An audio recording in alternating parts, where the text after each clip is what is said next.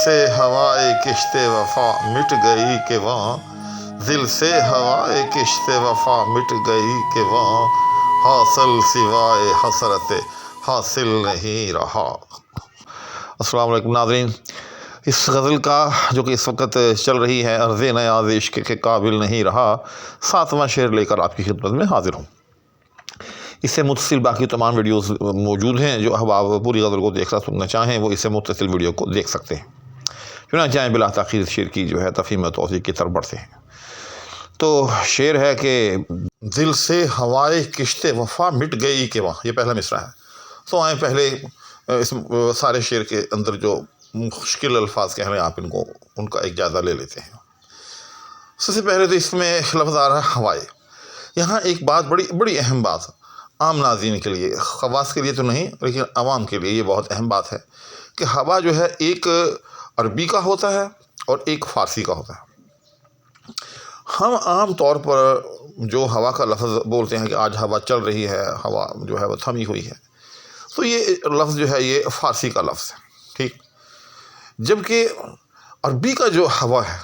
وہ بالکل اس سے مختلف ہے۔ اس کا مطلب ہوتا ہے خواہش، آرزو، حسرت وغیرہ۔ یہ آپ نے سنا ہوگا مختلف علماء کے منہ سے بھی کہ اتباع ہوا جو ہے یہ درست نہیں، اتباع ہوا سے جو ہے انسان کو بچنا چاہیے۔ تو اس کا کیا مطلب ہے؟ اس کا مطلب ہے کہ انسان کو خواہش نفس کی پیروی سے بچنا چاہیے، خواہش نفس کی اطاعت سے بچنا چاہیے۔ تو وہ عربی کا جو ہے ایک ہوا ہے، اور ایک فارسی کا ہوا، جیسے میں نے عرض کیا کہ ہوا چل رہی ہے، ہوا تھمی ہوئی ہے، تو یہ فارسی کا ہوا ہے۔ تو یہاں جو شعر کے اندر ہے یہ عربی کا ہوا ہے، یاد رکھیے گا۔ یہاں اس سے مراد خواہش ہے۔ میں نے ایک نسخے میں دیکھا کہ ان صاحب نے کسی نے یہاں سوائے کیا ہوا ہے، دل سے سوائے کشت وفا مٹ گئی کہ وہاں، یعنی انہوں نے اپنے طور پر جو ہے وہ اس کی اصلاح فرمائی ہے۔ تو یہ غلط ہے، اصل میں یہ ہوائے ہی ہے اور ہوا ہی درست ہے اور بمعنی خواہش ہے۔ اس کے بعد کشت کھیت کو کہتے ہیں، کھیتی کو کہتے ہیں۔ اس کے بعد دوسرا مصرع، تو اس میں پہلا حاصل وہ عام حاصل، جیسے آپ کو اس سے کیا حاصل ہوا، یعنی آپ کو اس سے کیا ملا۔ دوسرا حاصل جو ہے یاد رکھیے گا، جس کی جیسے آ رہا ہے کہ حاصل سوائے حسرت حاصل نہیں رہا، تو یہ دوسرا حاصل جو ہے اس کا مطلب غلہ ہے، اناج، یعنی فصل سے جو چیز بھی جو ہے وہ حاصل ہوتی ہے۔ تو اصل میں تو یہ بھی جو ہے لغوی طور پر تو یہی ہے کہ فصل سے آپ کو کیا حاصل ہوا، لیکن کثرت استعمال کی وجہ سے حاصل جو ہے پھر غلے کو ہی کہا جانے لگا۔ اب اس کو برداشت بھی کہتے ہیں، اسی وجہ سے کہ آپ نے وہاں سے کیا اٹھایا، یعنی کیا فصل اٹھائی۔ تو بہرحال پہلا حاصل جو ہے بمعنی نتیجہ، اور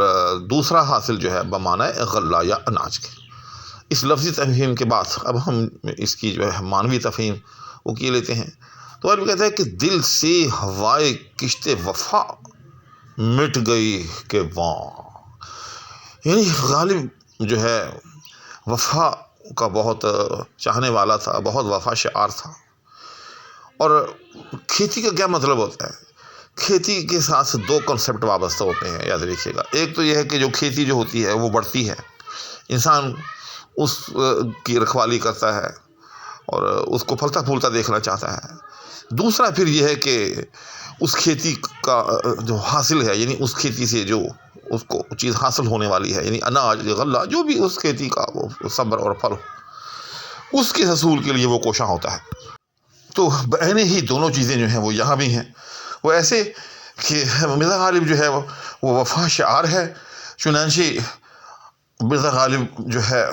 اس نے وفا کی گویا کہ ایک کھیتی جو ہے وہ لگا رکھی ہے۔ اور جیسے میں نے عرض کیا کہ دونوں چیزیں ہوتی ہیں کھیتی کے ساتھ وابستہ، چنانچہ مرزا غالب بھی اپنی وفا پہ خوب محنت کر رہا ہے، اپنی کار وفا کو جو ہے پھلا پھولا دیکھنا چاہتا ہے، یعنی ہر پہلو سے غالب اپنے آپ کو وفا شعار جو ہے وہ ثابت کرنے کی کوشش کر رہا ہے، پہلا پہلو۔ دوسرا پہلو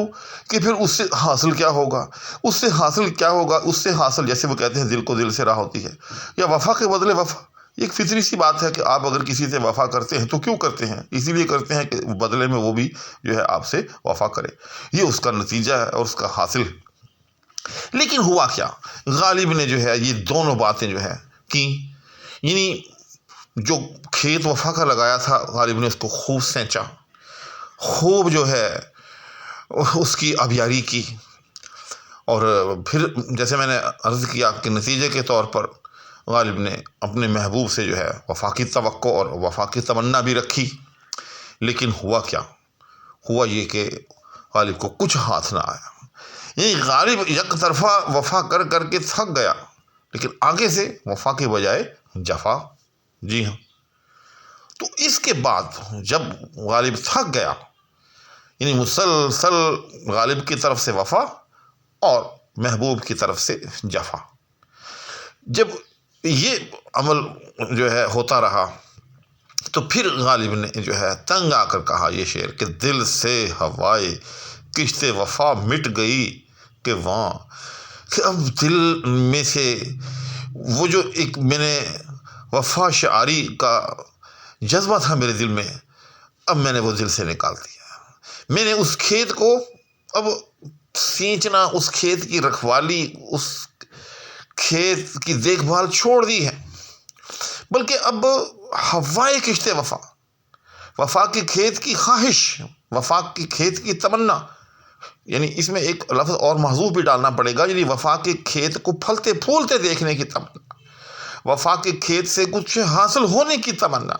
یہ نکل گئی، مٹ گئی، ختم ہو گئی، حتیٰ کہ یہاں تک ختم ہو گئی کہ وہاں حاصل سوائے حسرت حاصل نہیں رہا۔ یعنی ہونا تو یہ چاہیے تھا کہ میری اس کشت وفا کے اوپر جو ہے اناج نظر آتا، یعنی مجھے جو ہے اس کا حاصل نظر آتا، لیکن وہاں کیا ہے؟ حاصل سوائے حسرت حاصل نہیں رہا، یعنی وہاں اب کچھ حاصل کی بجائے حسرت حاصل نظر آ رہی ہے۔ یہ بڑا نقطہ ہے، ذرا غور سے سمجھے گا، یعنی اب مجھے میرے کھیت میں حاصل کی بجائے، یعنی حاصل کا مطلب کیا، کوئی اناج نظر آئے، لیکن اب وہاں اناج یا حاصل کی بجائے حسرت حاصل ہے۔ حسرت حاصل یعنی کچھ اناج یا کچھ غلہ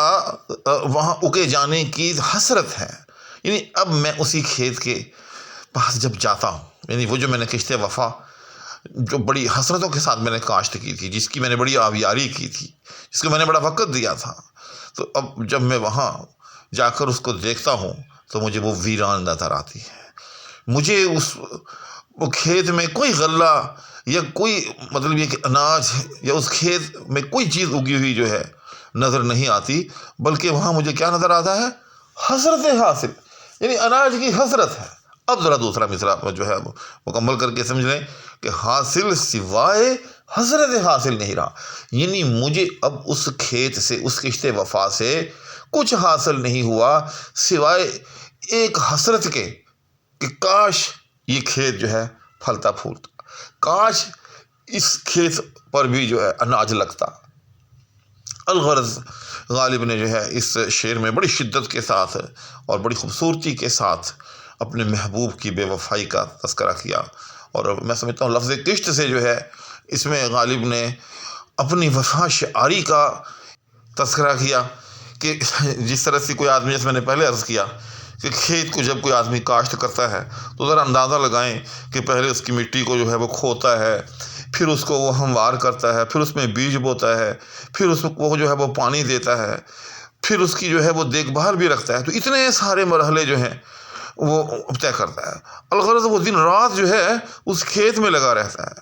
تب کہیں جا کے جو ہے وہ کھیت جو ہے وہ برابر ہوتا ہے، تب کہیں جا کے جو ہے اس کھیت سے اسے کچھ حاصل ہوتا ہے۔